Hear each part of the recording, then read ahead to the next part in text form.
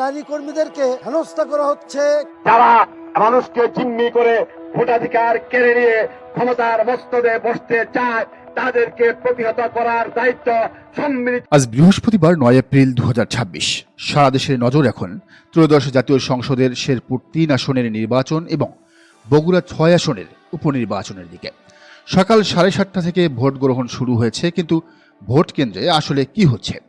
মাঠ পর্যায় থেকে যে খবরগুলো আসছে তা শুধু হতাশাজনকই নয়, বরং 2026 সালের এই নতুন বাংলাদেশের গণতান্ত্রিক ভবিষ্যতের জন্য এক ভয়ঙ্কর অশনি সংকেত। আমরা লজিক দিয়ে বিশ্লেষণ করব কেন এই নির্বাচনকে বিএনপির সেই কুখ্যাত মাগুরা উপনির্বাচনের সাথে তুলনা করা হচ্ছে, কেন এত আইনশৃঙ্খলা রক্ষাকারী বাহিনী থাকার পরও কেন্দ্র দখল হচ্ছে এবং সুষ্ঠু ভোট হলে এখানে জামায়াতে ইসলামীর প্রার্থীদের সম্ভাবনা কেমন। মনে হচ্ছে আমরা যেন টাইম ট্রাভেল করে 90 দশকের সেই কুখ্যাত মাগুরা উপনির্বাচনের যুগে ফিরে গেছে। সকাল থেকে ভোট গ্রহণ শুরু হওয়ার পরপরই কেন্দ্রগুলো থেকে জালিয়াতি এবং পেশিশক্তির নগ্ন মহড়ার খবর আসতে শুরু করেছে। ক্ষমতাসীন বিএনপির বিরুদ্ধে ইতিমধ্যে অত্যন্ত সুনির্দিষ্ট এবং ভয়ঙ্কর অভিযোগ উঠেছে। অভিযোগগুলো কি?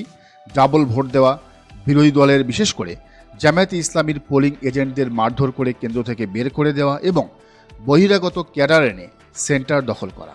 যে বিএনপি গত 15 বছর ধরে শেখ হাসিনার ভোট ডাকাতি, নৈশ ভোট এবং কেন্দ্র দখলের বিরুদ্ধে গলা ফাটিয়েছে, হাজারো নেতাকর্মী রক্ত দিয়েছে, আজ ক্ষমতায় বসার মাত্র কয়েক মাসের মাথায় তারা ঠিক শেখ হাসিনার সেই পুরনো ফ্যাসিবাদী মডেলই নির্বাচন করছে।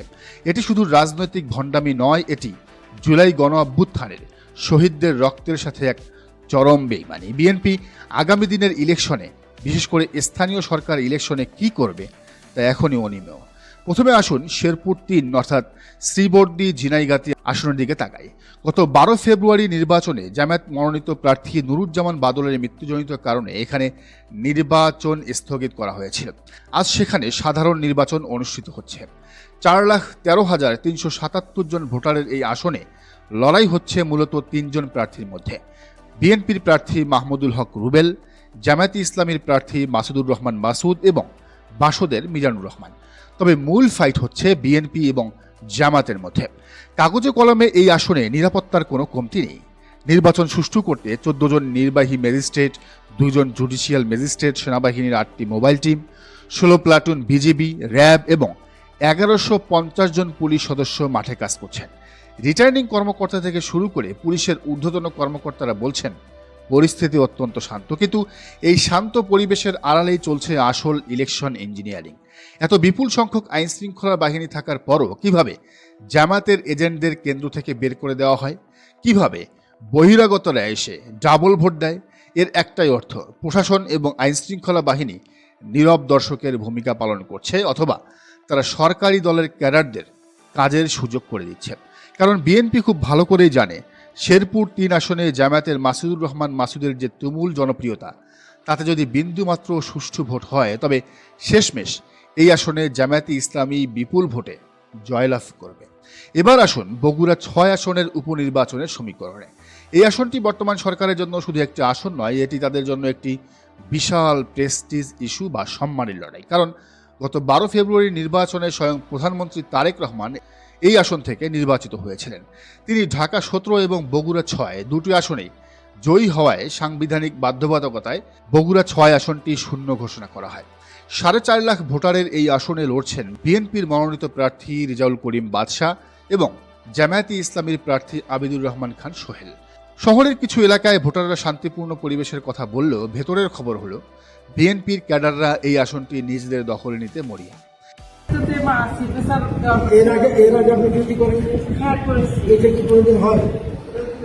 এর পেছনের মূল কারণ হলো জামায়াতের প্রার্থী আবিদুর রহমান সোহেল। তিনি এই এলাকার অত্যন্ত জনপ্রিয় একজন নেতা এবং সাবেক আওয়ামী লীগের সময় প্রায় 1,50,000 ভোট পেয়ে উপজেলা চেয়ারম্যান নির্বাচিত হয়েছিলেন।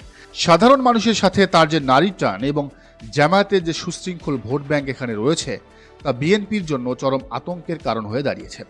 একবার লজিক দিয়ে চিন্তা করুন, স্বয়ং প্রধানমন্ত্রীর ছেড়ে দেওয়া আসনে যদি বিএনপির প্রার্থী আজ হেরে যায় তবে দেশব্যাপী তাদের রাজনৈতিক ইমেজের কি দশা হবে? তাদের জনপ্রিয়তার বেলুন যে ফুটো হয়ে গেছে তা পুরো দেশের সামনে উন্মোচিত হয়ে যাবে। আর ঠিক এই ভয় থেকেই নিজেদের দুর্গ পতন ঠেকানোর জন্য তারা আজ মরিয়া হয়ে কেন্দ্র দখল এবং এজেন্ট বের করে দেওয়ার মতো জঘন্য পথ বেছে নিচ্ছে।